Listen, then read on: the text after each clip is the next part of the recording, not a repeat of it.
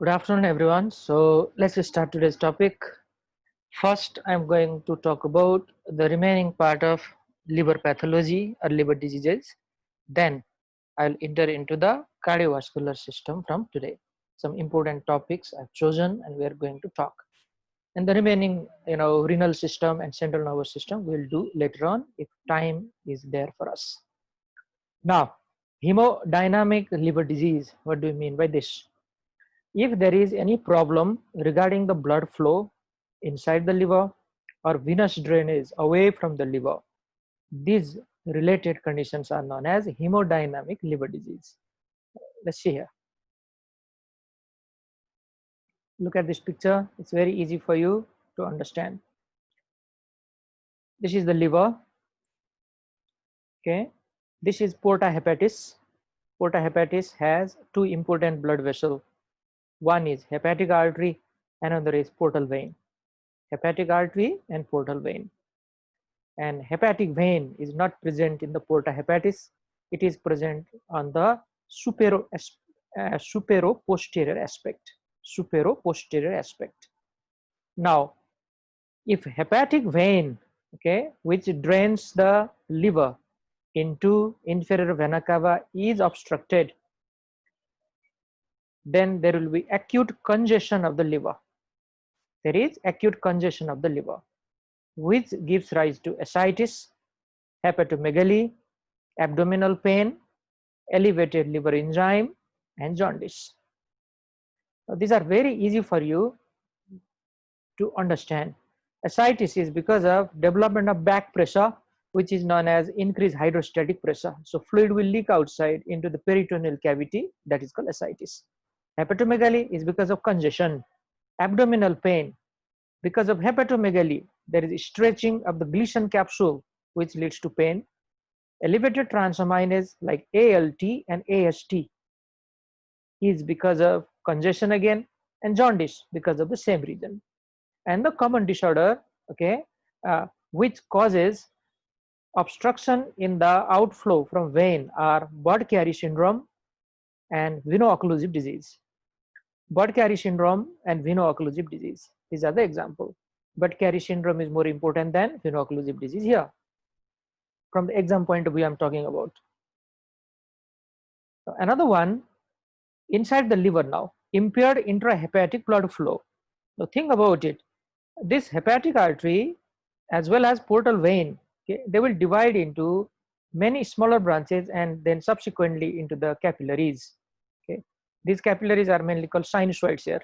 So some disease which block these sinusoids or occlude these sinusoids or give pressure to the sinusoid will cause impaired intrahepatic blood flow. Like cirrhosis of the liver is the most important one. Sinusoid occlusion as well as systemic circulatory compromise. Okay. Shock, this is called shock. So all of these can be there, but cirrhosis is the most important one here. Now, what will happen to the patient? Ascites, very common. In cirrhosis of liver, there are multiple reasons for ascites. Number one is decreased albumin synthesis, which causes decreased oncotic pressure. Number two, portal hypertension, which again leads to fluid leakage. Fluid will push out from the blood vessel. And third one, renin-angiotensin aldosterone axis activation, which continuously retains sodium and water. Esophageal varices will occur. Hepatomegaly, okay. Hepatomegaly is not that very pronounced in the late stage of cirrhosis. Actually, the liver will shrink in size, and elevated transaminase, ALT and AST. So these are also easy for us to understand.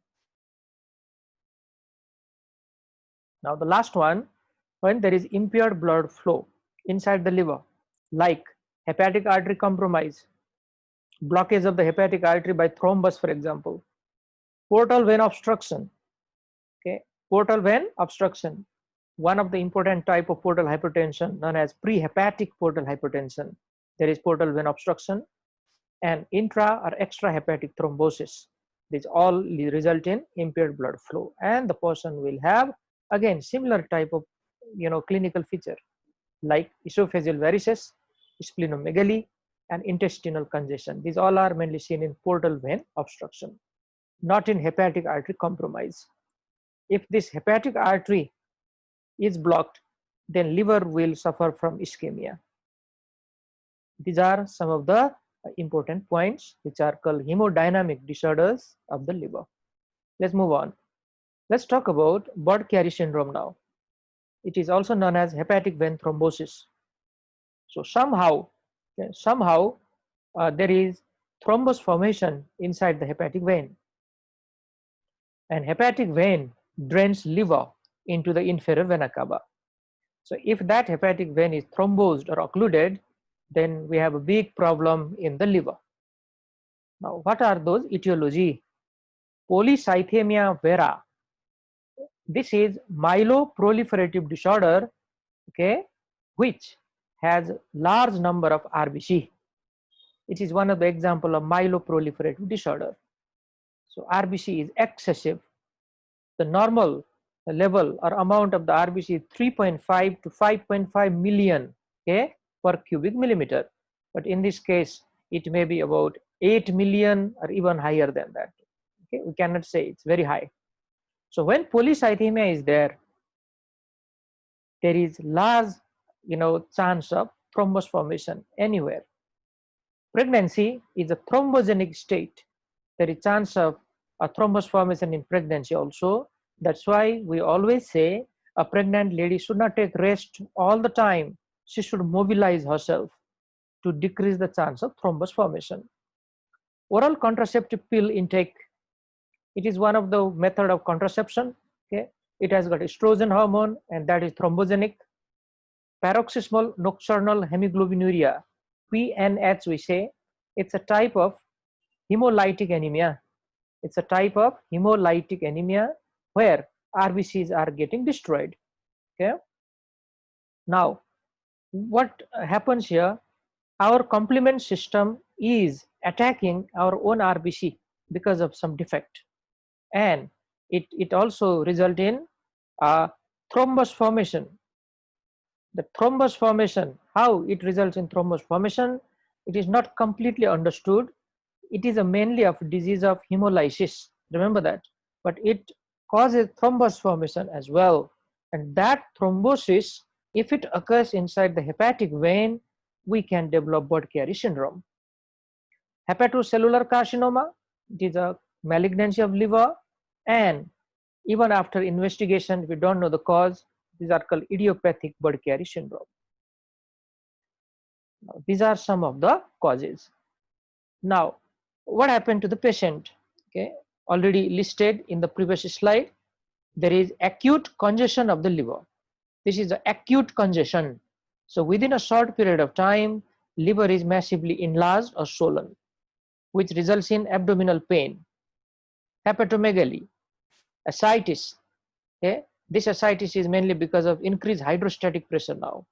And if it is not provided or treated in time, then death can also result. This death occurs because of liver cell failure.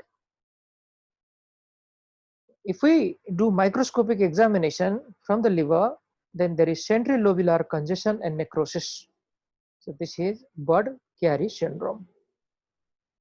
Now, one small point I like to highlight here, if this process goes on for a long time, if it becomes chronic type of process, then Budd-Chiari syndrome can result in cirrhosis of the liver as well. Now, let's move on. The last topic we have reached, that is liver tumor. Always tumor are dealt at the last part of the topic in pathology. So let's classify this tumor in the beginning. These are benign liver tumor and malignant liver tumor. Now, benign liver tumors are not that very important, okay, except one condition, which is known as hepatic adenoma or liver cell adenoma. Another one is hemangioma. This is tumor arising from the blood vessels inside the liver, and liver cell adenoma arises from hepatocyte. Malignant tumors are more common than the benign. They are hepatocellular carcinoma, HCC, also known as hepatoma, hepatocellular carcinoma or hepatoma, cholangiocarcinoma, and angiosarcoma. Now, hepatocellular carcinoma arises from hepatocyte. Cholangiocarcinoma arises from biliary duct, and angiosarcoma arises from the blood vessel. See that the meaning is self-explanatory. Cholangio is the term for biliary channel or biliary duct. Angio is the term we use for blood vessels. This is epithelial type of malignancy.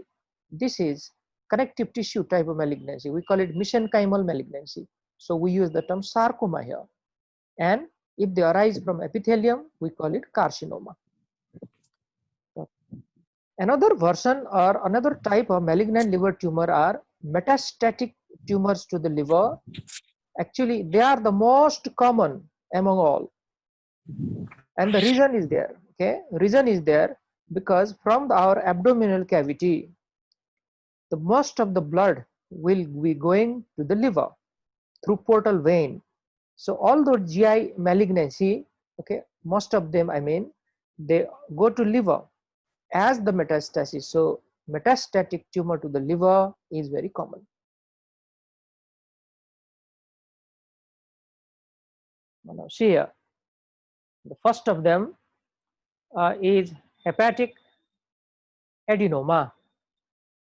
It develops in relatively young women who are using oral contraceptive pill.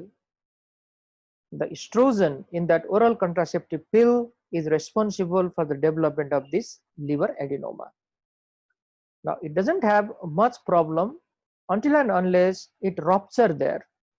And after it ruptures, it can cause intraperitoneal hemorrhage.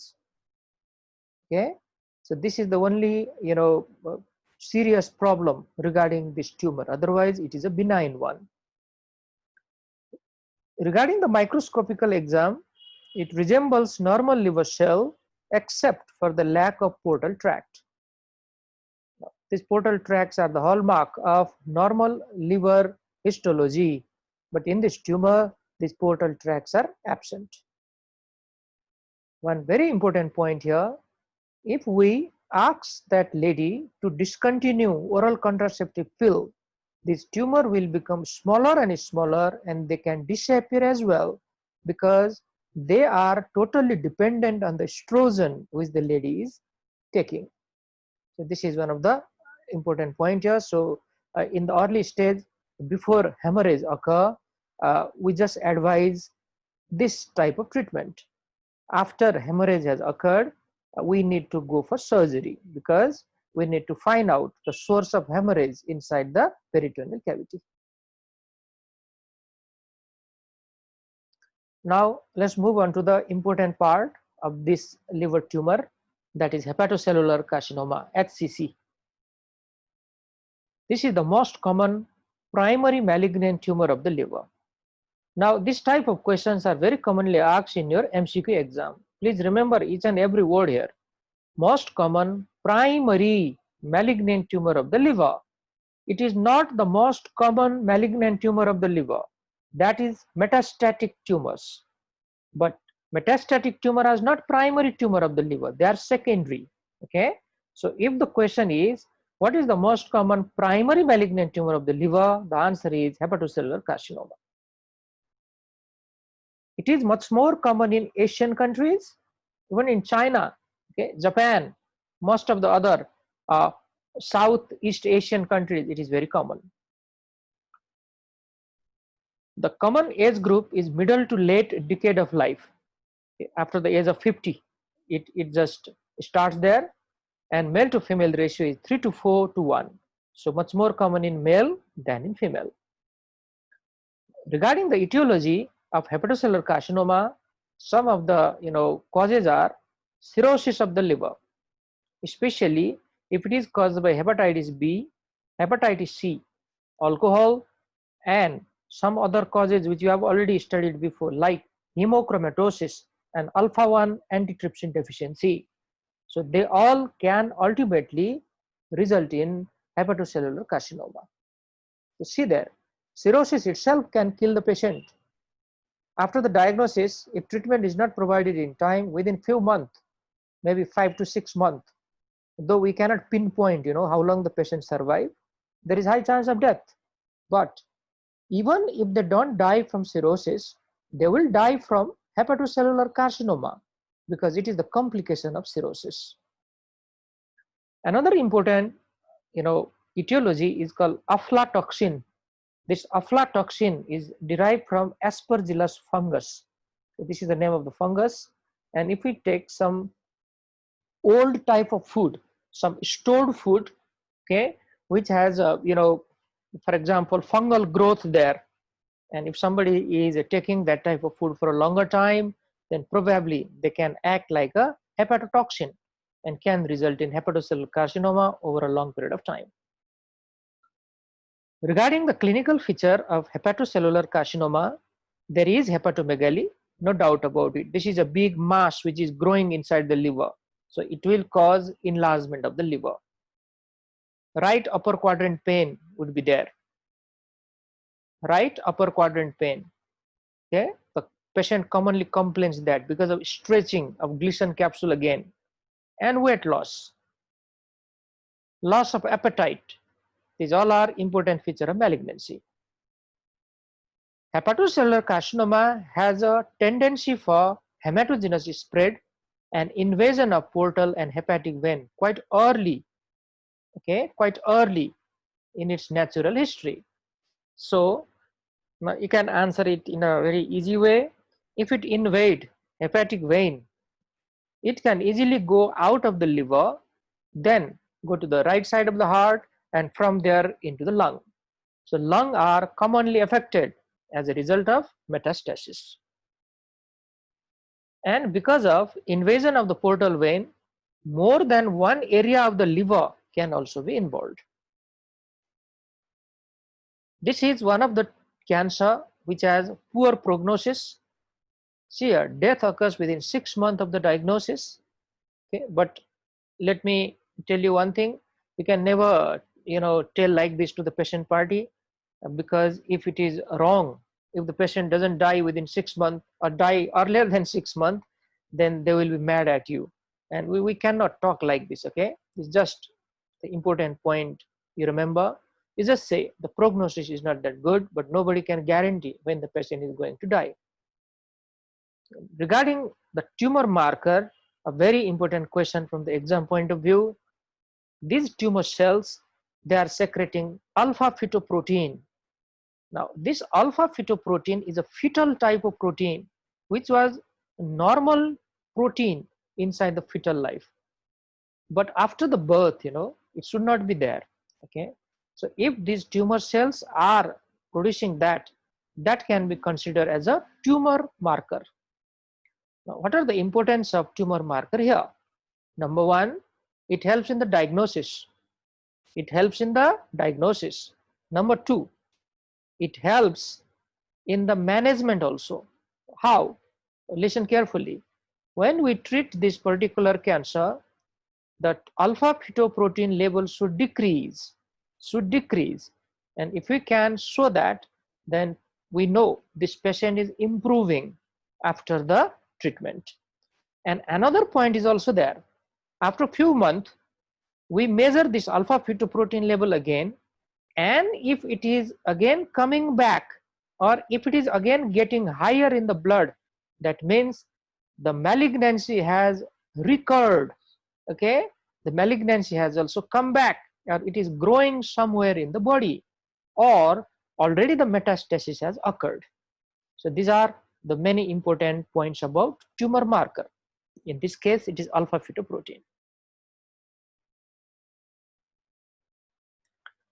Now, what are the gross and microscopic features of hepatocellular carcinoma? See here. There may be a solitary mass or a multifocal nodule or a diffusely infiltrative cancer with massive liver enlargement. What do you mean by that? Very, easy terms in case of pathology now. Solitary mass means one big mass, single mass. Multifocal nodule, different nodules in multiple areas inside the liver. And diffusely infiltrating cancer means it has a property of local invasion. A big area, okay, which is surrounding that cancer is involved. Intrahepatic spread and vascular invasion are quite common. We already talked about this. The two important blood vessels which are invaded are hepatic vein and portal vein. Regarding the microscopic feature, this cancer can have well differentiated cell to moderately differentiated or poorly differentiated cell. Now, well differentiated means the cancer cell look exactly like the normal cells, and when we go towards the poorly differentiated cell, they do not like, or they do not look like, I should say, the normal cell. They look completely different, and they are called anaplastic cell. Okay, they are called anaplastic cell. So let me write that term here for you, anaplastic cell.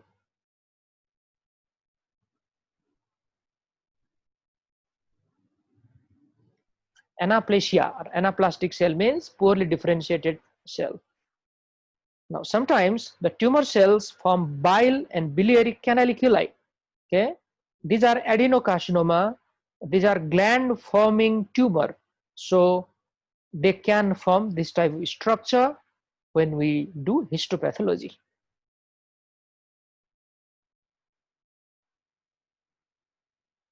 Now look at this picture now. One is gross, another is microscopy. Now let me describe this to you. So see there, hepatocellular carcinoma.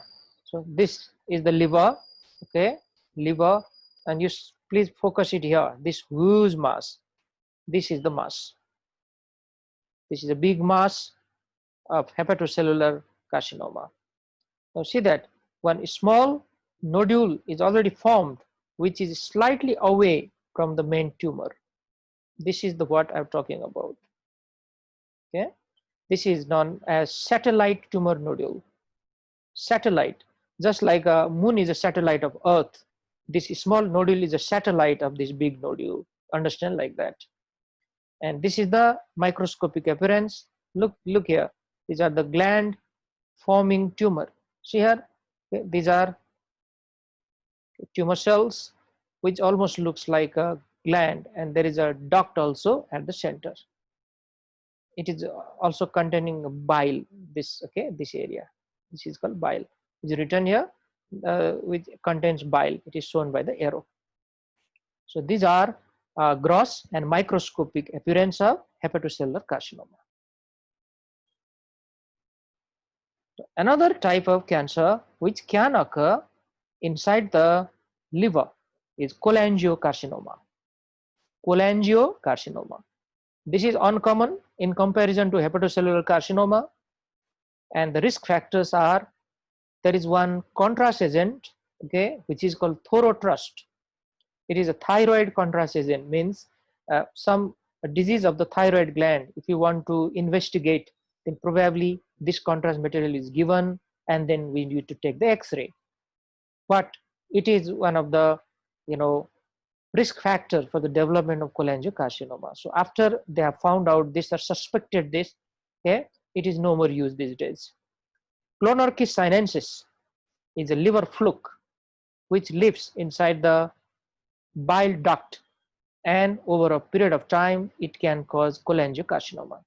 Remember the name, Clonorchis sinensis. Okay, so it is a type of liver fluke. Regarding the microscopic examination, this is the adenocarcinoma which is arising from biliary duct epithelium, and it is discovered quite late in the course because these patients, they do not present early.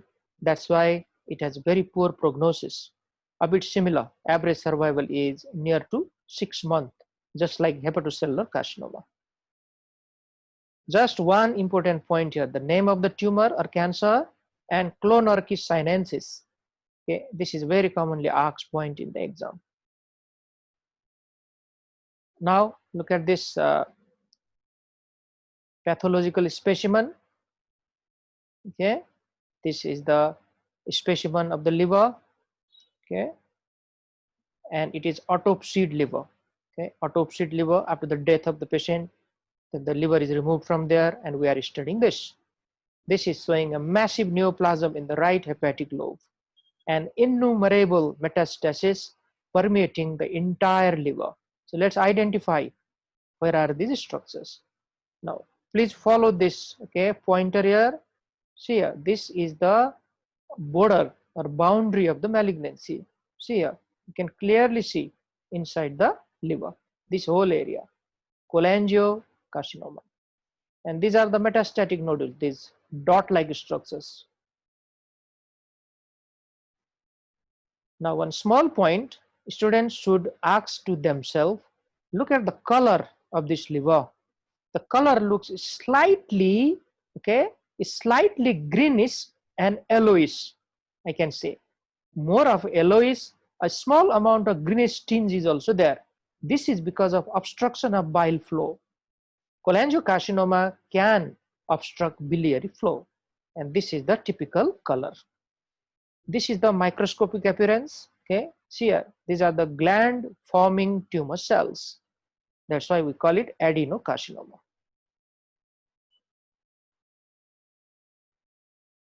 Now some other tumor which can develop inside the liver are angiosarcoma and metastatic tumor to the liver. Now angiosarcoma is very rare malignant tumor, of course, and this is originated from vascular tissue or blood vessels. That's why we call it angiosarcoma. Now some of the causes, okay, are vinyl chloride, thorotrust, the same chemical which was causing cholangiocarcinoma, as well as arsenic. These are the chemical carcinogens. And this is an aggressive tumor with very poor prognosis, but fortunately it is quite rare, angiosarcoma. And one very important question now, okay, they always like to ask, is a metastatic tumor to the liver. Metastatic tumor to the liver. So from the whole GI tract, or the most of the GI tract, from where blood flow will go into the liver through the portal vein, metastasis can also go inside the liver. Now you all know that, okay, our GI tract is getting arterial supply from 3 important blood vessels. Okay, let me talk a little bit about that because it's an interesting part and important part also. Celiac trunk, superior mesenteric artery, and inferior mesenteric artery, isn't it? Now regarding the venous drainage from the GI tract, the most important blood vessel is portal vein, no doubt about it.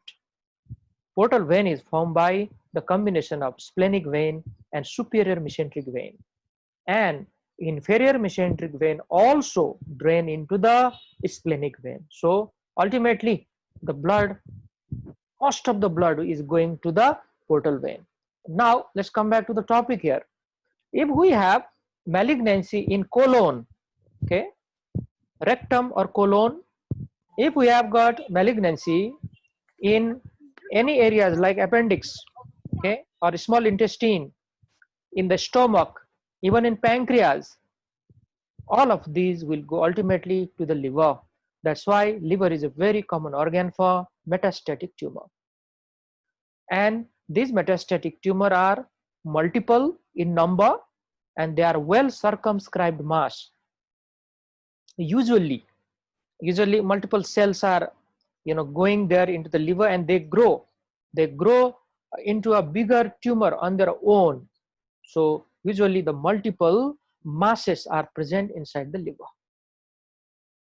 Now look at this picture. Okay, it's a beautiful picture which is explaining this is a case of metastatic tumor to the liver. Now see here, look at these masses,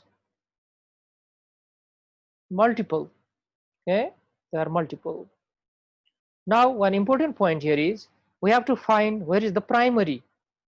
Where is the primary? And usually, okay, the primary I already told you, from the GI tract. So in this case, the primary is given here. They have written colonic adenocarcinoma is the primary malignancy which has got metastasized to the liver. Now sometime the primary is not known. The patient doesn't give good history. Then during that time, what we do, we should take a biopsy from these secondaries we analyze it under histopathology, and then those typical looking cells can be seen. This type of cancer has very poor prognosis because the cancer has already metastasized away from that organ, and death occur quite quickly in this type of people. Okay, now with this we have concluded this big topic. So at the end, a lot of questions are there, okay, which I have compiled from this topic. Please go through these questions. There are a lot of questions here and very important from the exam point of view.